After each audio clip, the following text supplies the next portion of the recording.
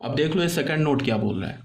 Second note में क्या है, maximum number of different element in a symmetric matrix of order N. ठीक है, सिमेट्रिक बोलने का मतलब कि स्क्वायर ही होगा, इन जनरल हमने उसे एन ऑर्डर बोल दिया, is N into N plus one by two. ठीक है, अगर मैंने तुम्हें बोला कि एक थर्ड ऑर्डर का सिमेट्रिक मैट्रिक्स बनाओ, ठीक है, और उसमें तुम्हें करना क्या है, जो उसके एलिमेंट्स लोगे ना उस मैट्रिक्स के, वो तुम्हें मैक्सिमम यूज करना है। मैक्सिमम यूज करने का मतलब कि maximum number of different elements use करना है। तो बताओ कितने एलिमेंट यूज करके तुम एक थर्ड ऑर्डर का सिमेट्रिक मैट्रिक्स बना सकते हो। तो वहां पे ये फॉर्मूला में लिखा हुआ है n into N plus one by two. N की जगह 3 पुट करोगे तो 3 into three plus one by two आ जाएगा। ठीक है, अब ये कैसे आ गया, तो इसको तुम ऐसे समझ जाओ। सबसे पहले तुम 3x3 ऑर्डर का इसको समझने के लिए ऐसे देखो, मान लो कि हमने एक 3x3 ऑर्डर का हमें एक सिमेट्रिक मैट्रिक्स बनाना है। तो 1 2 3 1 2 3 1 2 3, हमें करना क्या है कि इसे सिमेट्रिक मैट्रिक्स बनाना है, पहली बात। दूसरी बात क्या कि इसमें जो इसके एलिमेंट डालेंगे ना, वो एलिमेंट क्या होने चाहिए, सारे डिफरेंट होने चाहिए। तो बताओ कितने डिफरेंट एलिमेंट को तुम यूज करके एक 3x3 ऑर्डर का सिमेट्रिक मैट्रिक्स बना सकते हो। तो इसको मैंने ऐसे बोला, डिफरेंट एलिमेंट यूज करना है, तो मैंने इस डायगोनल पे जो 3 एलिमेंट है इसको डिफरेंट डिफरेंट डाल दिया, 1 2 3 डाल दिया। तो हमें कितने मिल गए, 3 मिल गए। ठीक है, 3 एलिमेंट्स मिल गए, 3 डिफरेंट एलिमेंट्स मिल गए। अब बताओ डायगोनल के ऊपर ये 3 एलिमेंट बचे, डायगोनल के नीचे 3 एलिमेंट बचे। तो जो तुम एलिमेंट डायगोनल के ऊपर डालोगे वही एलिमेंट तुमको डायगोनल के नीचे डालना होगा, अगर सिमेट्रिक रखना है तो। या तुम ऐसे भी बोल सकते हो कि जिस एलिमेंट को हम डायगोनल के नीचे रखेंगे वही सेम एलिमेंट हमें डायगोनल के ऊपर रखना होगा, अगर सिमेट्रिक बनाना है तो।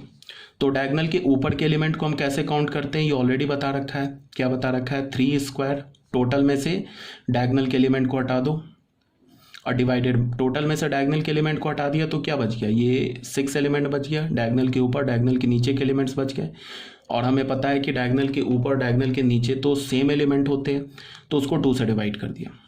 तो ये क्या मिल गया हमें, डायगोनल के ऊपर के एलिमेंट्स मिल गए ना। तो बस इतने ही एलिमेंट हम यूज़ कर सकते हैं, मतलब इतने डिफरेंट एलिमेंट हम यूज़ कर सकते हैं अगर मुझे इस ए मैट्रिक्स को एक सिमेट्रिक मैट्रिक्स बनाना है। तो इसको अगर मैं कैलकुलेट करूं तो इसको मैं कैसे करूंगा, 2 इंटू 3 प्लस 3 स्क्वायर माइनस 3/2। इसको मैं क्या बोलूँगा, 3 स्क्वायर प्लस 6 माइनस 3 इज 3, तो 3/2। इससे मैं अगर 3 कॉमन ले लूँ तो क्या मिलेगा, 3 प्लस 1/2। ठीक है, तो अगर मुझे 3x3 ऑर्डर का एक सिमेट्रिक मैट्रिक्स बनाना है तो उसमें मैं मैक्सिमम कितने डिफरेंट एंट्रीज ले सकता हूँ, वो 3 इंटू 3 प्लस 1/2 हो गया। इसी को तुम एक्सटेंड कर दो n ऑर्डर के मैट्रिक्स के लिए। तो अगर मैं तुम्हें बोलूँ n ऑर्डर का अगर हमें एक सिमेट्रिक मैट्रिक्स बनाना है तो उसमें हम मैक्सिमम कितने डिफरेंट एंट्रीज ले सकते हैं, तो वो किसके इक्वल होगा, n into n plus 1/2। Clear होनी चाहिए ये भी बात। तो ये हमारा क्या बोल रहा है, नोट नंबर 2। यहाँ तक तो कोई प्रॉब्लम नहीं होनी चाहिए, अगर कोई प्रॉब्लम होगा तो आप मुझसे क्या कर सकते हो, पूछ सकते हो। ठीक है, अब आ जाओ स्क्यू सिमेट्रिक मैट्रिक्स पे। ठीक है, स्क्यू सिमेट्रिक मैट्रिक्स में क्या बोल रहा है, a square matrix A is equal to A I J is a skew symmetric matrix if A I J is equal to minus of A J I for all I J. यहाँ पे क्या बोला कि अगर मैंने किसी square matrix को skew symmetric matrix बोला तो उसके ith रो jth कॉलम का एलिमेंट और jth रो ith कॉलम का एलिमेंट वो एक दूसरे का निगेटिव होना चाहिए। मतलब क्या है कि कंजुगेट एलिमेंट एक दूसरे के निगेटिव होने चाहिए। अगर ith रो jth कॉलम पे अगर हमें 2 मिला तो jth रो ith कॉलम पे हमें -2 मिलना चाहिए। अगर हमें सेकंड रो थर्ड कॉलम पे अगर एलिमेंट 4 मिला तो थर्ड रो सेकंड कॉलम पे हमें -4 मिलना चाहिए। अगर ऐसा है, अगर ए मैट्रिक्स के सारे कंजुगेट एलिमेंट्स खुद आपस में एक दूसरे के निगेटिव हैं तो क्या होना चाहिए, तब जाके उस मैट्रिक्स को हम क्या बोलेंगे, स्क्यू सिमेट्रिक मैट्रिक्स। पहली बात।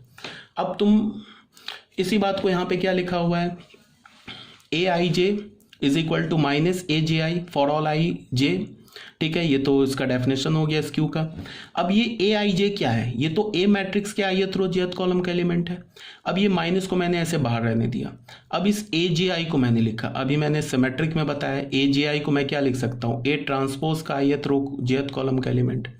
ठीक है, तो यहां से हमें क्या मिला, ए मैट्रिक्स के ith रो jth कॉलम का एलिमेंट और ए ट्रांसपोज के ith रो jth कॉलम का एलिमेंट विथ माइनस साइन, ये आपस में इक्वल होना चाहिए।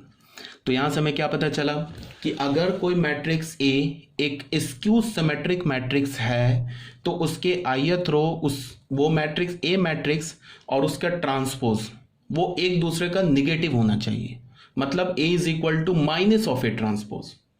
अगर ऐसा है तो उस मैट्रिक्स को हम क्या बोलेंगे, एक स्क्यू सिमेट्रिक मैट्रिक्स। क्लियर है ना ये बात? ठीक है, तो यहाँ पे नोट में क्या लिखा हुआ है, यही बात यहाँ लिखा है, दस square matrix A is a skew symmetric matrix if A transpose is equal to minus A is equal to minus A transpose बोल लो या A transpose is equal to minus A बोल लो।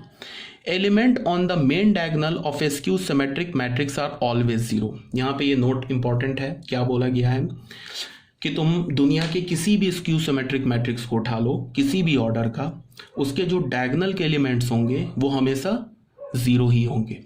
क्यों होंगे, इसको तुम लॉजिकली ऐसे भी समझ सकते हो। अभी स्क्यू सिमेट्रिक मैट्रिक्स के लिए हमने क्या बोला कि अगर कोई matrix A skew symmetric matrix है तो उसके कंजुगेट एलिमेंट आपस में एक दूसरे के निगेटिव होने चाहिए, ऐसे बोला। अभी लॉजिकली समझा रहा हूँ, उसके बाद मैं यहाँ पे इसे प्रूफ भी करूँगा। तो कंजुगेट एलिमेंट एक दूसरे के निगेटिव होने चाहिए, ठीक है।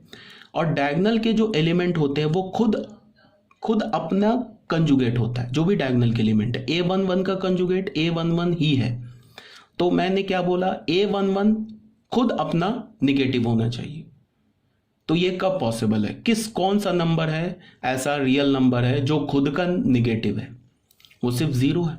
बिकॉज 2 इज इक्वल टू -2 तो तुम नहीं कर सकते हो, वो तो पॉसिबल ही नहीं है। बस तुम 0 इज इक्वल टू -0 कर सकते हो। बात आ रही है ना समझ में क्या बोल रहा हूँ? जैसे मैंने बोला कि सेकंड रो सेकंड कॉलम का एलिमेंट खुद का कंजुगेट है, सॉरी खुद का कंजुगेट तो है ही। मैंने बोला कि सेकंड रो सेकंड कॉलम का एलिमेंट